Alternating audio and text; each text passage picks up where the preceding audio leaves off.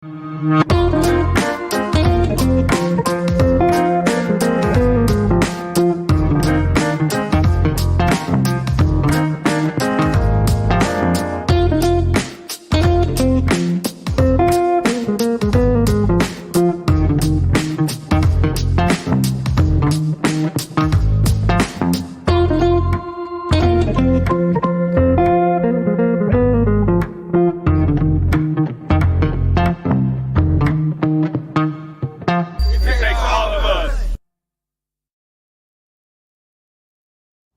good morning, Mobile, and all of our friends across the Gulf Coast. We are so glad you tuned in again today for another live episode of the Echo Stop Live podcast. I'm Kevin with my good friend Curtis here.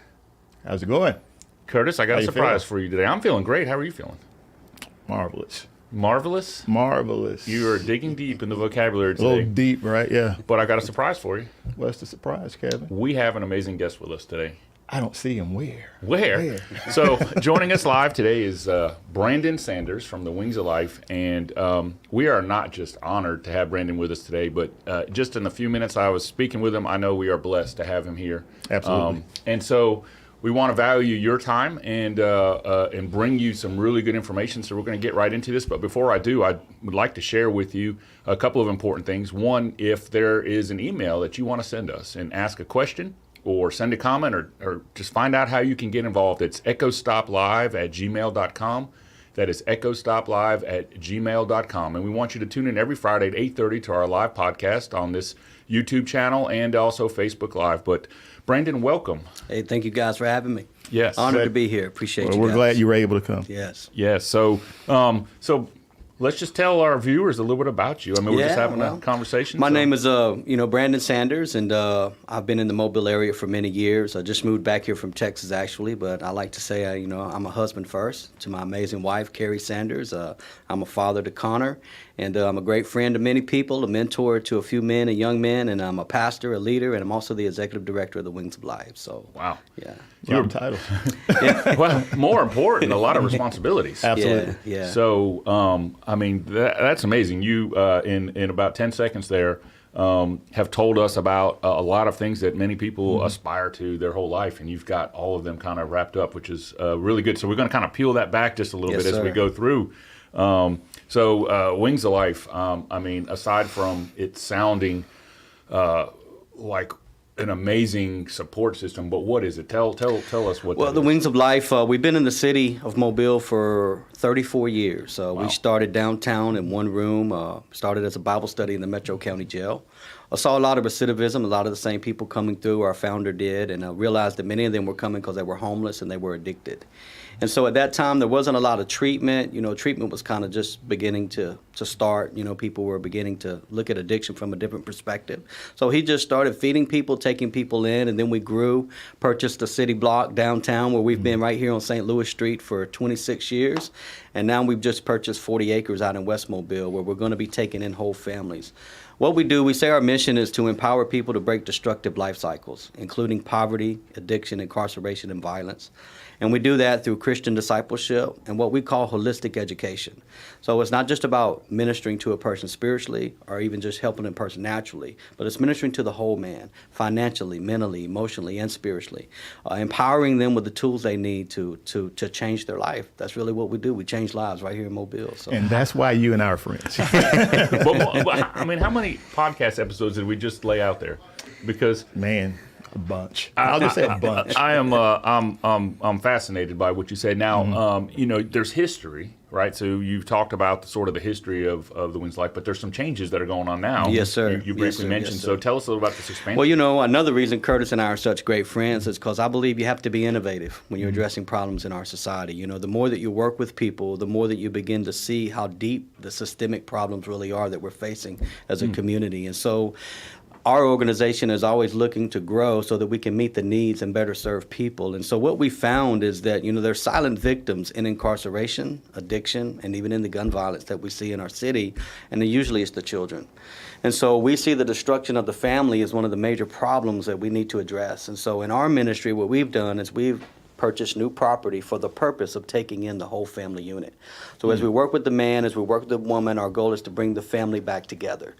So many kids end up in the system. They end up with grandmothers, they end up with aunties, and they're left out there, really to fend for themselves a lot of times. And so we're trying to bring that whole family unit back together. Brandon, how important is the question why? I think oftentimes we shun children from asking that question, why? Yeah. Yet we expect for them to understand what we expect for them to do without answering that all but important question, that one word, why? Yeah. It's a very important question because everybody wants to know why. I feel like we're born asking why. And it's always been to where they just tell you, hey, don't worry about why, just do what I tell you to do. And I think we find that doesn't work. I think the only way we help people change and transform is through relationships. And that means we have to listen. And so, young people have questions, and I'm not saying we always have the answers, but at least we're listening.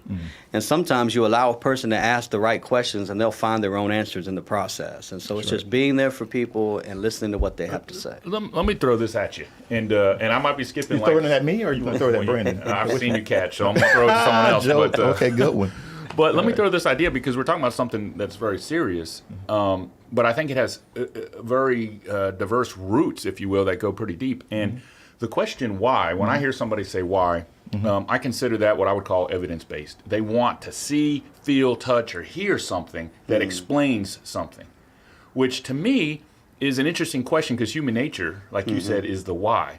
But when we talk a few episodes back about some of the things in society that were missing, we talked about family unit missing. We also talked about faith missing. Right? There's faith-based support out there, but people in a lot of sectors have turned away from it for one reason or another. And I think it's because they've gotten what they think the answer to the why is. They've made up their own answer from what they see, and that may not necessarily be the truth. And so you have to sort of decide: do you want to live this sort of evidence-based reality, or are you willing to develop a relationship also with your faith, which requires trust, which requires seeing mentorship in the right direction and saying, wait a minute, I can be that person doing that too, because I am a child of God, and so I have the ability to be that person. And so when I hear somebody say why, I get it. Like, I ask why all the time.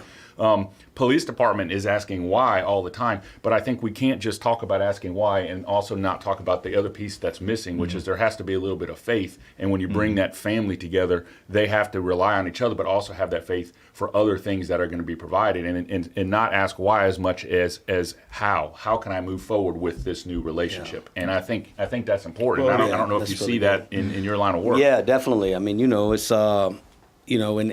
in what we do, it takes faith, and that's what we teach people. I mean, everything we do is spiritually based, faith-based, Christ-centered. And so there is, you can't always rationalize everything. I mean, that's what's wrong now. All the problems that we're facing, we're looking for data to back up this and to back up that, and data can help you only so far. Right. But sometimes you just have to take a risk. Before the service, before the podcast, we were talking about action.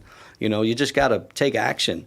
And sometimes I don't know what that looks like. I just know I need to be around it. I need to be close to it. And as I'm close to it, I can start seeing what I need to do to try to make a difference. And if we could get everyone to think that way, like, it doesn't need to be perfect before I jump in. Let me jump in and start something, put something in motion. That's what faith is. It's a motion word. It's an action word.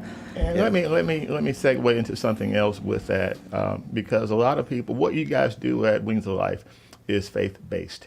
How important is that? I know, but I think so many people fail to understand how you cannot move forward without having a foundation, a solid foundation, because life is going to throw a lot of different challenges at you. Someone who experienced this addiction, I don't know what that looks like. I mean, I've seen it, but I've never experienced it. And to not experience it means that it's hard for me to tell that person what they should do. But what you guys do is that you give them the word. You talk to them about their relationship with Christ. How important do you think that is in the recovery of addiction? I think it's the most important. And I don't want to preach to you, but y'all are Christians, so but faith is the substance of things hoped for. Hope is powerful. Addiction leaves you hopeless. you can't see an out. You can't see a future.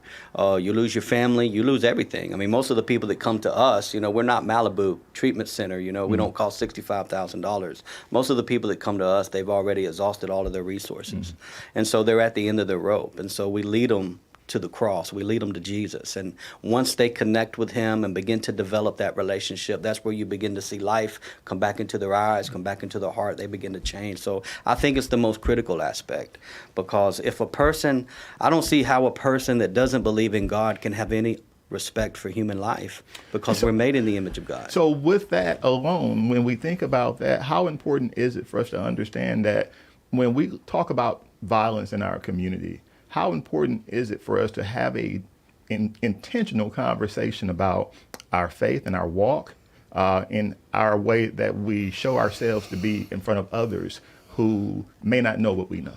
Yeah.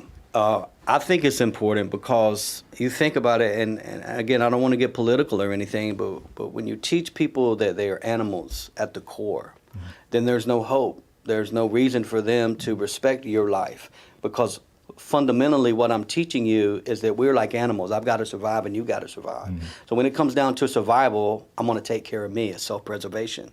But what the gospel teaches is that every human being is made in the image of God. They're made in his image and in his likeness. We are to honor that. We are to respect that, to love your neighbor as you would love yourself. So as we teach people who they are, their identity in Christ, who they are as children of God, they begin to love themselves, and now they can properly love somebody else. This is the kind of conversation that a lot of people aren't having, that we certainly need to have, and that's why we encourage you to sign up and send us emails at EchoStopLive at gmail.com. That's EchoStopLive at gmail.com.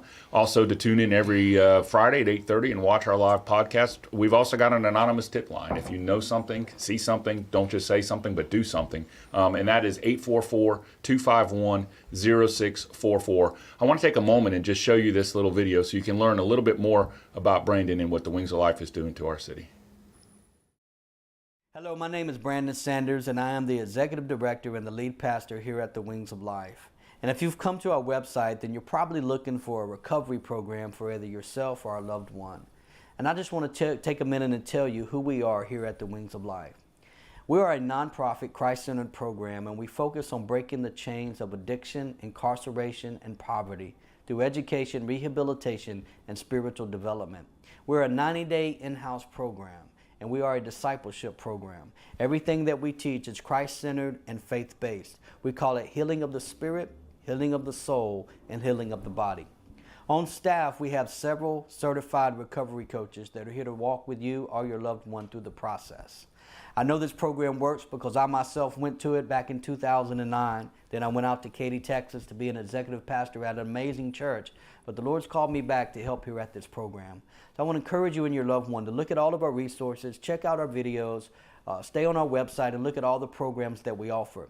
Outside of our 90-day program, we also offer an extended stay program known as our Dove Foundation Bible School. It's a servant leadership program, and it takes 1 year for you to complete that program. After you've been here for 6 months, we have an opportunity for you to go into transition where you can get a job, stay on campus, pay rent as you slowly work yourself back into society. And if you choose to, after the Dove program, you can stay here even longer, become a missionary, and help serve here at the ministry.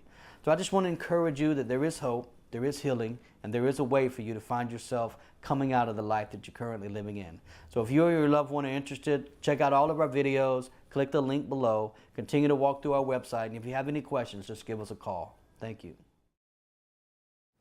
Wow, so many topics. So let me just ask you this question. What led you to the Wings of Life? What's Brandon's story? I went through the program. I was, I grew up a foster kid. My father had killed my mother when I was young, so I grew up in poverty, and I was around a lot of violence. My family is addicts and felons, and so when my mother got killed, there was no one in our family that could take us and have custody of us, so we kind of went through the state programs, and so I always felt like I was a number, never felt like I belonged. As a teenager, I found affirmation in the older kids, so I was infatuated with the gang life and things like that. And I was not a gangster; I was a wannabe gangster. I met some real gangsters and realized that's not who I am, But I was involved in that world. Got involved in drugs early. Started drinking. Got my first DUI at 15. Had a concealed weapon. Stole a car. Found myself down at the adult county jail, and then in juvenile detention. So I ended up, trying to do what I thought was the normal life. You're always told, you're supposed to get a job, try to have a family. None of that ever worked for me. I was full of anger, full of rage, full of violence. I drank and used cocaine to try to deal with life. You know what I'm saying? No excuses. I made that decision. I did it on my own. I ended up homeless. I was actually homeless. I slept outside. I slept in an abandoned bus. I stayed in hotels, bouncing around, and I had been clean for about a year and was trying to do good and was getting myself together, and then I had a relapse. And at that moment, I kind of gave up and had just made a decision I was going to kill myself. And that's when I really started crying out to God. I had been around church. If you grow up in the South, you're going to hear the gospel. You're going to hear about Jesus. And so I had a lot of questions. I was asking why. Why did you kill my mother? Why was there sexual abuse? Why was there physical abuse? How come you've never loved me, but you love everybody else? Those questions that are deep in your heart that you're told you really can't ask. I started asking those questions with just me alone in a hotel room, and I met God that night. Something happened in my heart. I really couldn't explain it at the time, but from there, he led me to Mobile, Alabama. I believe it was a divine act. Wow. And he led me here, and I met a guy that was at the Wings of Life, and he started witnessing to me. He would come and work where I was working 2 days a week, and he started witnessing to me the gospel, and I started telling him I'm looking for God, I'm trying to stay off drugs, trying to get my life together, and I ended up going into the Wings. So I went through the program in 2009. When I graduated, I was going to go back to work, and I felt the Lord telling me I wasn't supposed to leave, so I went to the pastor and said, I don't know what I'm supposed to do. And he said, well, why don't you stay here and serve? So I cut the grass and cleaned the toilets and mopped the floors and did whatever I could do to help. And that's where the Lord led me into ministry. And I had a heart for youth because I was a kid that nobody wanted. And so I started going to the Boys and Girls Clubs and R.B. Taylor and Mainz Middle School, working with the kids, just trying to encourage them and meeting the principals and getting involved in what was going on in our city. And it's been on ever since, man. We haven't stopped. We haven't looked back. So First off, I don't know how else to describe that other than saying that when we talk about God, we talk about redemption stories. Absolutely. And we are all redeemable. Yes. And the other thing that I hear is that, with logical, just thought, feeling as though you weren't wanted. And I emphasize, bold, and underline the word feeling.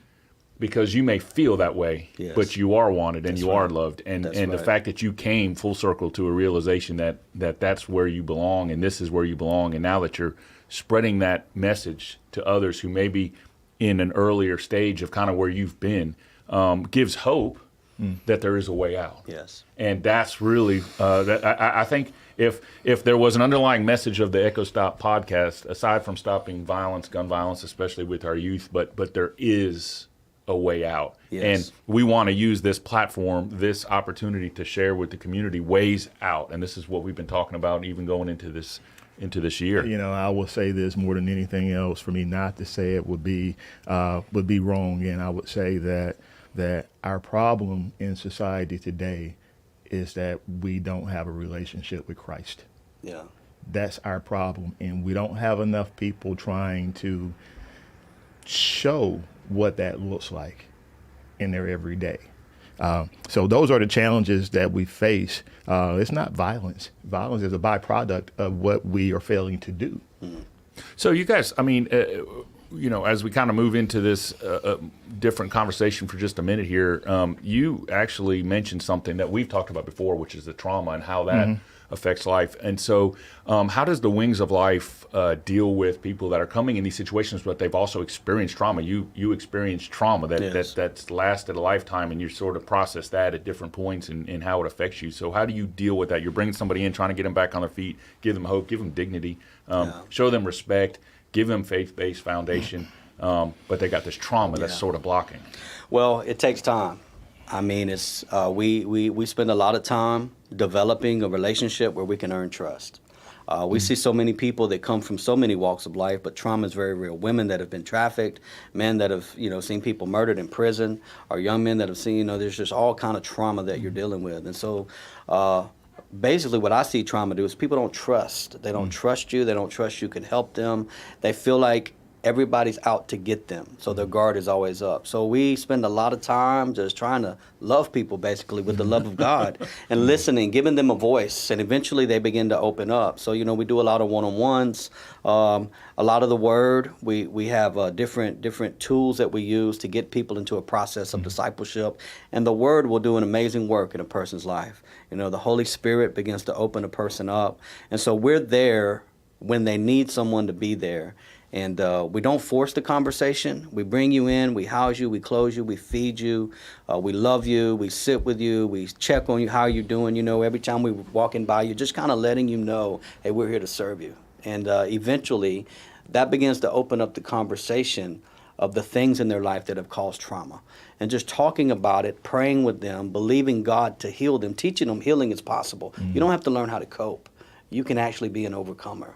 Right? God can reach into your past and heal that moment. You just said something right there, by the way. Yeah. I know you know that, but you really just said something. Yeah. Well, let me ask you this question because I got another surprise for you. What's that? It's time to answer an email question. Ah. Are you ready to do this? Let's do it. Okay, so Curtis never really knows what the email questions are, but we received like to the be question. surprised. Yeah, surprises Hey, are that's good. good. And That's thank you, good. by the way, for sending emails to echostoplive@gmail.com. That's echostoplive@gmail.com. But today we have a question from Teresa, and Teresa is asking us how people in the community can partner with the Wings of Life. So thank you, Teresa, for sending in that question. But I'm sure a lot of our viewers, if you're wanting to help, I always say, don't just see something, say something, but do something. Yeah. What can people do to partner with the Wings of Life? Well, I guess I'm allowed to say we can always use financial donations. You're allowed to say whatever it takes to answer that So, question. Many of our people don't have resources, and so we're trying. We are starting social enterprises that put our people to work. So as we've done this work over the years, we found that it's more than just getting people saved and getting people in the Word. We want to empower them that every part of their life can change. But you can go to our website at www.wings-oflife.com and you can give right there. But also when you go to our website, send us an email. We have volunteer opportunities. We love people to come in and just spend time or mentor our people. If you have a skill, a craft, a trade, and you want to maybe come in and teach guys how to do something, or teach ladies about finances, or teach them how to sew. Maybe you have a testimony, a story that you want to share with them of hope and redemption. We're always open to people coming in and doing that. That's awesome. And thank you for sending in that email. We certainly appreciate it. It adds to the conversation, but also it helps us know what it is that we can do to answer the questions that are out there in the community. So thank you for doing that. So here's kind of as we wind down, Curtis, I think it's only fair to say, so our idea with Echo Stop is to stop the violence, and in stopping the violence, it really goes to the core of a lot of what you're talking about. There's trauma situations, there's family unit situations, there's faith-based situations. So all the things we talked about are really the underlying causes of what we see. Yes.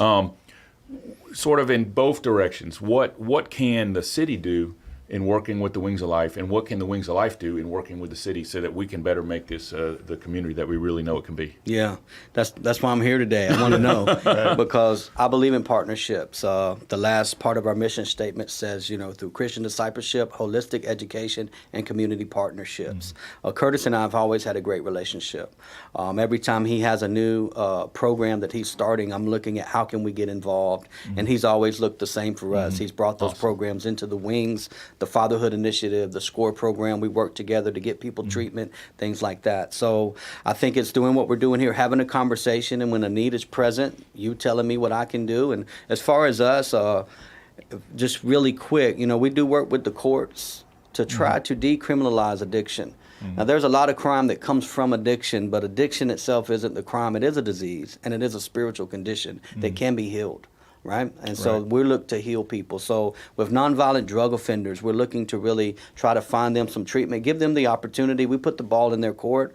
We never make excuses for people's behavior. We understand you got to suffer the consequences for what you do, but we want to try to help people find healing. So the city works with us currently now doing that. We work with the courts downtown Mobile for the county and the city, helping people find treatment programs. I mean, you said something really cool there, because Curtis and I talk about this all the time, but grace and mercy is really in a different category than accountability. And so, I mean, if you throw seeds, there will be a tree that may grow. And those are the ingredients of reducing crime. Yes, absolutely. And that's what we really want to do, is sow the seeds into really changing. I tell my guys, you better pray for crop failure. I'm not going to pray for you to stay out of jail. I'm going to leave you, but you better pray for crop failure. But what an amazing thought that we can start sowing seeds for a productive crop. Yes. Not one that's detrimental to your life, to your family, and to the community, and that you can have ownership in being part of something now productive and see the difference between where you were and where you are. That's what excites me in these conversations. I would like to say, too, that people who value themselves will not go out to devalue someone else. That's right. So it has been absolutely amazing having you on the show. So Brandon, first and foremost, let me thank you for just taking time. I know you got a super busy schedule. I figured that out after the first 10 seconds when you told me all that you do. I was like, okay, this dude's busy. Yeah. And so thank you for just taking the time to spend a few minutes with Curtis and I this morning. I'm going to ask you the $1 million question that I don't always ask everyone, but I'd like to ask you, and I'm sure Curtis is on board with this. Would you be willing to come back again? Oh, I would love to. I love this conversation. I love you guys, everything you stand for, everything you do, and yes, sir, definitely. Awesome. All right, so we're gonna make a way to have you back. Done. Let's do it. Put some coffee in this cup. That's right. We're gonna do. Well, it's your cup now, so you can put coffee. Thank you. I'll bring it back and put some coffee in it. But anyway, I thank you so much for being here. I know from the bottom of our hearts, man, this was not just an opportunity to have a conversation, but this was a blessing that was intervened into our past so that we can have this conversation. And I want to thank our viewers for tuning in. We're here every Friday at 8:30 at Echo Stop Live podcast on YouTube, but also on our Facebook Live channel. Again, our anonymous tip line, which we have received, Curtis, hundreds of tips, which is not just important in impeding the violence, but it tells us that we're also improving the perception, because if you'll take the time to do something, we're going to take action on what you send us. And so thank you for doing that. Continue to partner with us and not just have a thought that we do something, that you do something, but that we can do something together. And that's 844-251-0644, 844-251-0644. That is our anonymous tip line, and you can always send us an email at echostoplive@gmail.com. Until we see you again next Friday, we want to wish you well and enjoy your weekend and be safe. But be thinking of ways that you can partner with us in the community, ways that you can support the Wings of Life. They've taken the time to come here and help us work with you. So we would encourage you to not only partner with our podcast, but be thinking of ways to partner with our guests who have taken the time to help us make this community the best place it can be. Curtis, any final parting words? Love you, brother. I love you too, man. Thank you. Well, this is a great conversation, a great crowd, and I'm very excited that we were able to get you here today. So without further ado, we'll see you next Friday at 8:30, and thanks again for tuning into our Echo Stop Live podcast.